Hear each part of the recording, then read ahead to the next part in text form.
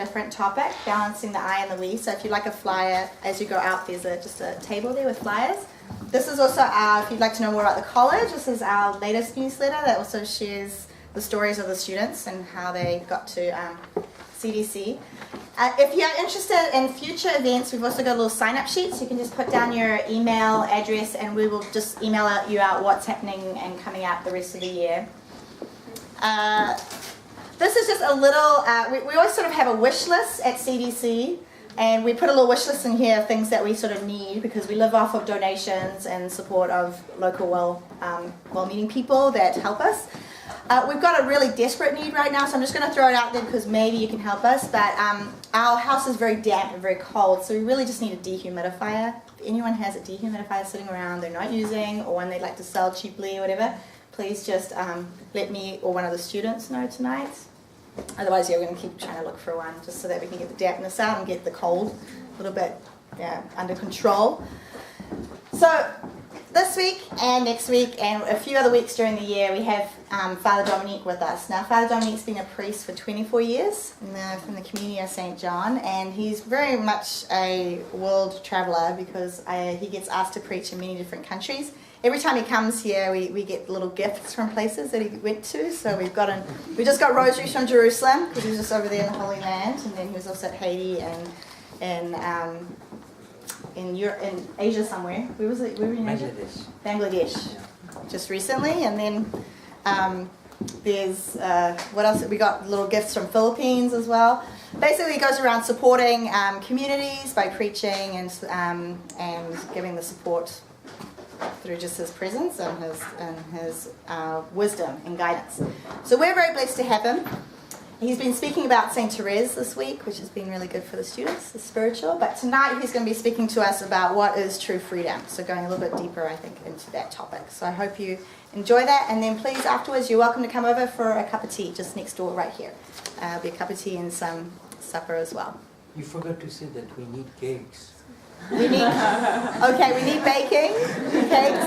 Not for tonight, but for future events if you're We can cope with the weather if we have cakes. Father usually bakes as well. He's baked us some cakes too. But anyway, so we're very, very happy to have you, Father, with us tonight. So thank you. Shall we pray? In the name of the Father, and of the Son, and of the Holy Spirit. Amen. Hail Mary, full of grace, the Lord is with thee. Blessed art thou among women, and blessed is the fruit of thy womb, Jesus. Holy Mary, Mother of God, pray for us sinners, now and at the hour of our death. Amen. Saint John, pray for us. in the name of the Father, and of the Son, and of the Holy Spirit. Amen. We chose this topic of freedom because it's a very modern concern up to becoming an ideology, and also because it is clearly at the center of our faith.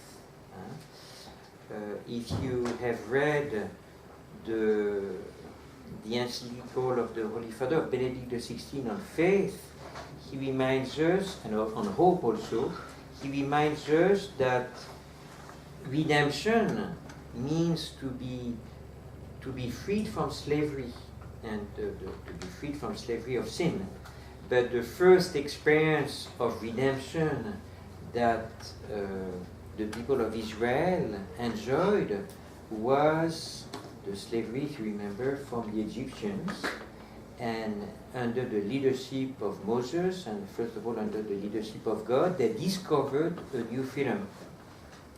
And Pope Benedict was insisting on the fact that our hope and our faith demanded to be deeply rooted in this discovery of a new freedom granted by Christ.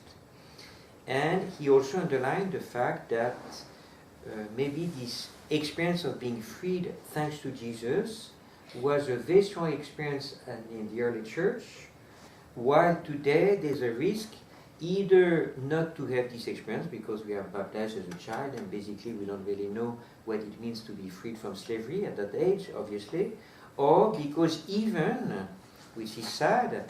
The church has been presented not as the one leading us to freedom, but in fact as the one enslaving us. And that has been a terrible accusation. For example, somebody like Marx, the Marxist ideology, considers that the church and the light of faith is in fact a slavery, is the opium of the people. So it's interesting to see that the intention of God, which has always been to bring freedom to man, ends up being totally misunderstood, and in a certain way God, or at least the church, ends up being accused of being the one preventing man from being free. And that's all the discussions that we have today concerning contraception, concerning abortion, concerning gay marriages. The church is always presented as a policeman preventing man from freely choosing, which is kind of an irony because it's exactly the opposite of what it should be. And of course, facing the church, presented as a policeman, you have all type of ideologies which present new access to freedom, whether modern ideology linked to modern sciences. For example, sciences is always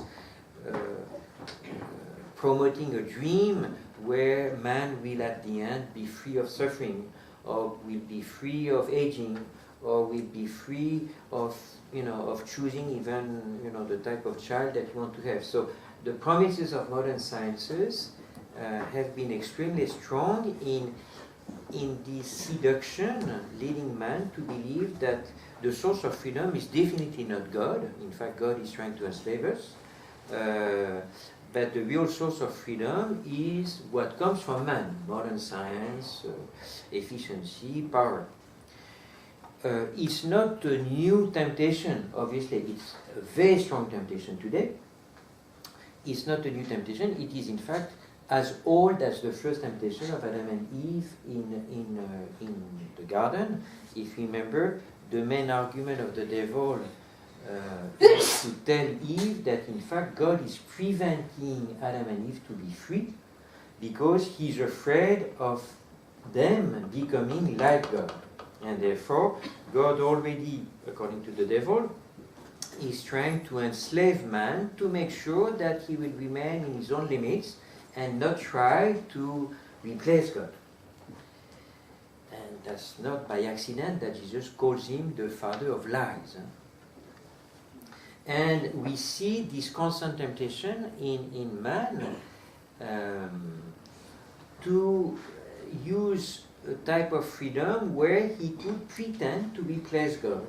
You see that, for example, in the Tower of Babel in the Old Testament. You remember, where all men gather together in order to get rid of this dependence on God, and therefore on a type of obedience which is considered as enslaving. And you see that again at the end, but we won't have time, in the Apocalypse, where man is constantly trying to free himself by himself, instead of accepting that, in fact, the real source of freedom ends up being only God and Christ. So it's an old temptation, and it has become a very strong seduction today. As I was telling you, it has become a real ideology, which has been named liberalism, where what is considered as first in the human person is to be free. While normally what should be first in the human person is to know the truth, and to know freely, obviously, to love and to love freely. But freedom should be only a quality of the way we live, searching for the truth and searching for love. While in modern ideology, freedom is first. And I was telling the students this morning that it has gone extremely far. When, I don't know if some of you have read those philosophers who were mainly in the 40s in Europe, and especially in France. It was called existentialism, and some of them, like, they were French, bad luck, but some of them, like Sartre or Camus, were extremely violent in defending the freedom of man. Man is only fully himself when he's absolutely free. And they give different answers. Sartre will say, the best way for man to be free and therefore to really affirm himself in his royal freedom is to be able to commit an act which has no reason. And he takes the example of somebody being in a train, facing near the door of the train another person that he has never met before, that he will never meet again, totally unknown. And with no reason whatsoever, he opens the door and pushes the man out to kill him. Perfect free act. For Sartre, that's a perfect way to be a real human person. Camus is another one, in the same, more or less living in the same time in France, pushes the limit even further, or I don't know if it's further, but in a different way, saying, in fact, the best way to be totally free is indeed to do an act without any reason. And for him, the best act done without any reason where we can affirm our freedom is to commit a suicide without any reason. And indeed, quite a lot of disciples of this philosopher did it, committing a suicide with no reason. That was the best way for them to affirm their royal freedom, not depending on anybody. Totally stupid, lack of common sense, but that's philosophy. At least some philosophers. So it's interesting to, first of all, to see that the mystery of redemption is essentially a mystery of freedom. Of course, freedom from sin. And freedom in order to love. Freedom in order to know the truth. Don't forget that when St. Thomas Aquinas looks at the human person created at the image of God, he underlines that we are created at the image of God because of our intelligence, because of our will, and because of our freedom. While for St. Augustine it's more intelligence, will, and imagination. You have to understand better. But freedom is really at the center, indeed, of the royal dignity of the human person, in the sense that thanks to freedom, we can freely choose. A human act demands to be an act which is free. For example, an animal acting has no freedom. He's just acting according to his nature, acting according to his instinct, while the human person, because of the Spirit, has this unique dignity of being able to choose, and to choose what is good for me.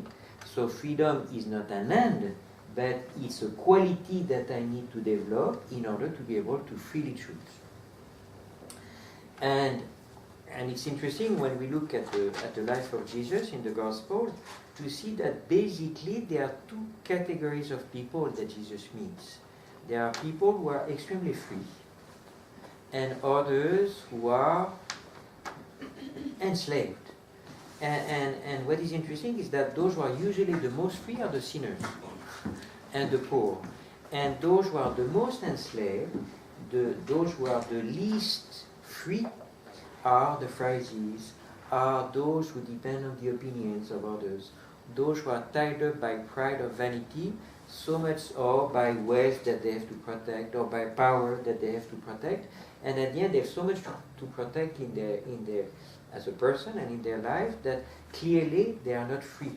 While and I don't have time to read it, but if you have time, for me the best example of an incredible freedom is in the chapter 9 of St. John, this man who is born blind and whom Jesus heals, and who is capable to defend Jesus in front of the Sanhedrin with an incredible royal freedom. He faces all those doctors, all those people who know perfectly the law. He doesn't know anything, he has never studied, but he has this royal freedom to teach them.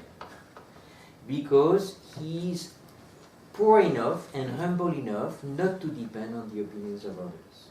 And indeed, we are going to see that probably one of the main obstacles to our freedom is either fear or pride. And you understand that when we are dominated by fear, by definition, we are not really free to act because we depend so much on this fear of suffering that is sometimes enslaving us. In the same way, and I should have not said pride, I think I should have said vanity.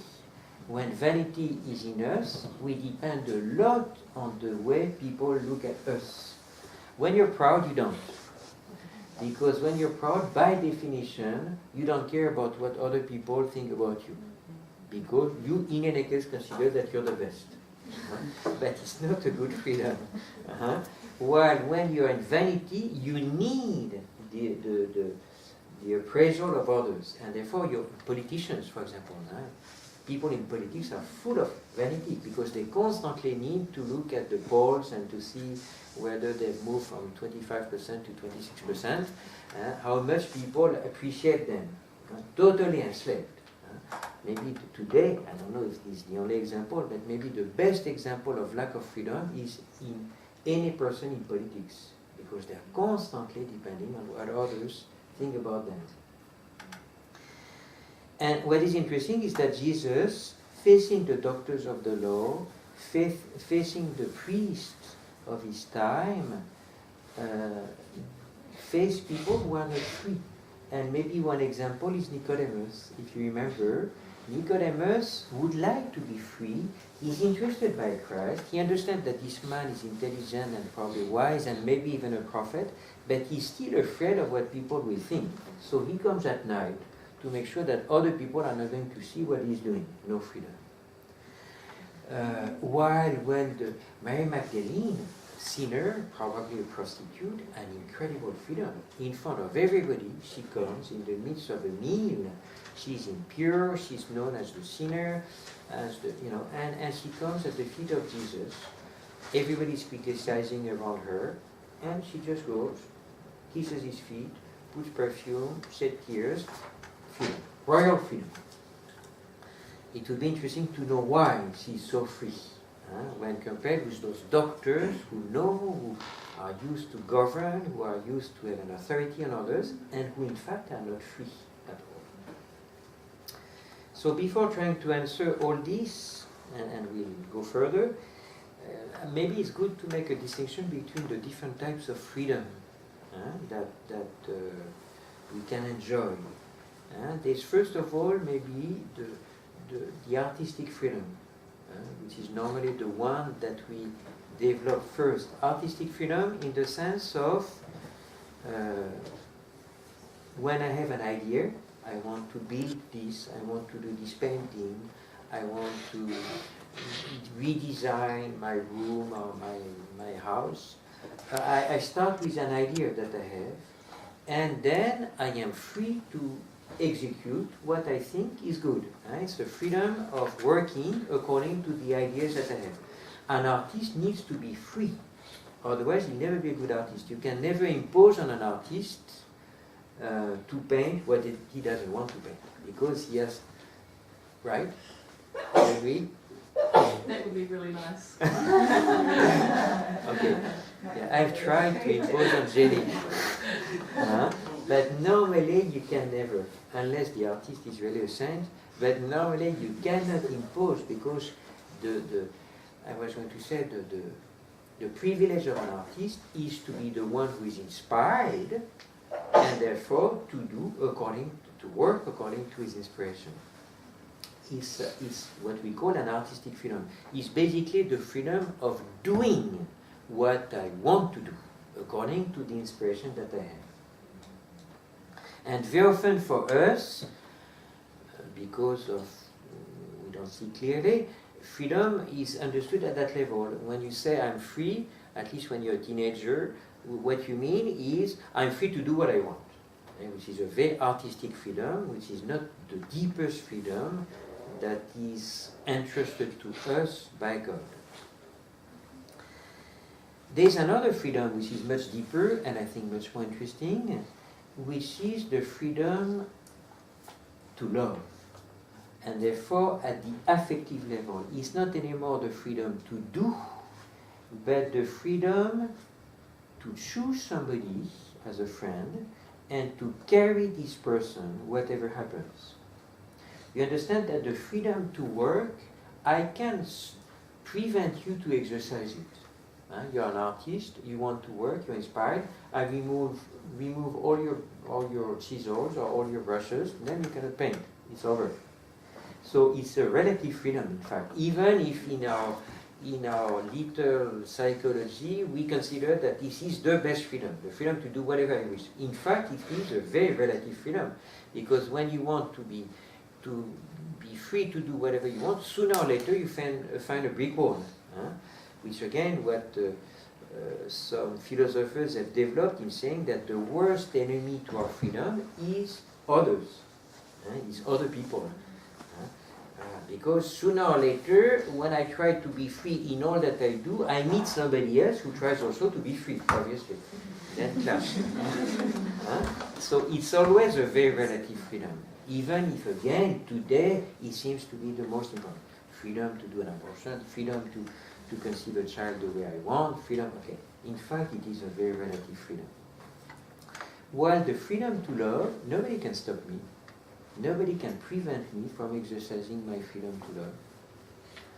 People can put me in jail, people can maybe not cut me in slices because there's nothing much left at the end, but people can try to prevent me from seeing my friend, people can despise me, they can persecute me. Nobody can stop me from loving.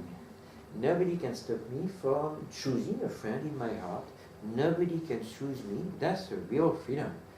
From carrying somebody and in my heart being responsible for this person. But it's usually not this freedom that people look at today. And it might be for this freedom that we have been